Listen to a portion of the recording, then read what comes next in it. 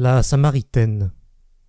Le Pont-Neuf a subi des transformations telles, depuis le jour où Henri III en posa la première pierre, qu'il n'est peut-être pas inutile de rappeler ce qu'était cette Samaritaine, dont l'histoire est liée si intimement à celle du Pont-Neuf, et dont le nom figure aujourd'hui, à titre de souvenir, sur un des établissements de bains de la Seine. La Samaritaine était une machine hydraulique placée à la seconde arche du pont, du côté du quai de l'École, et destinée à fournir de l'eau au palais du Louvre et des Tuileries. Sur la façade de cette pompe, on voyait un groupe de figures en bronze doré représentant le Christ assis au bord d'une fontaine et demandant à boire à la Samaritaine. C'est de là qu'est venu le nom. Construite en 1607 par le flamand Jean Lintlaer, la Samaritaine fut réparée en 1712.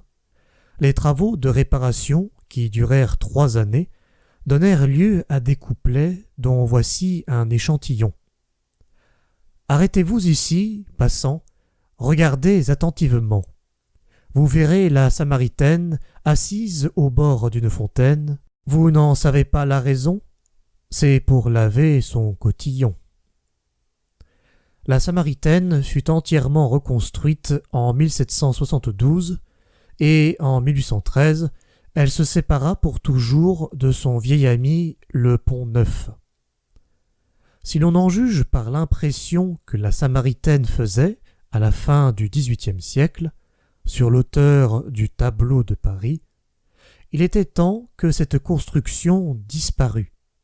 Petit, vilain bâtiment carré, adossé au Pont-Neuf, dressé sur pilotis et qui rompt de toutes parts un superbe coup d'œil. Cette masure est un gouvernement.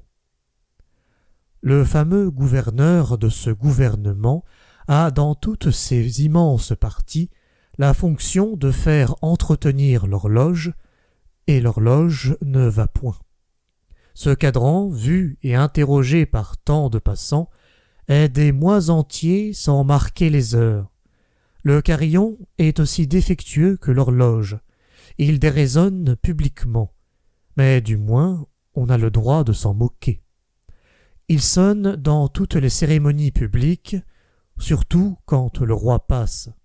Le roi peut entendre le morceau de musique qui réjouissait son trisaïeul, et si la figure de Henri IV, qui est tout à côté, avait des oreilles, elle pourrait achever l'air. Vu la réputation dont la Samaritaine jouit dans toute l'Europe, on devrait bien moins négliger son carillon et son horloge. Mais c'est un gouvernement, c'est tout dire. Les clochettes n'y seront jamais d'accord. Quand fera-t-on disparaître ce monument sans goût, qui s'offre à l'œil avec le quai du Louvre et le quai des Théatins, qui gâte l'ensemble des deux rives et qui ne sert qu'à élever l'eau pour quelques bassins qui n'en sont pas moins à sec les 3/4 de l'année? Dans le temps où le Pont-Neuf était le rendez-vous des saltimbanques, des charlatans et de tout un monde d'artisans nomades qui s'y agitaient constamment, on disait proverbialement, en parlant d'un filou, « c'est un frère de la Samaritaine ».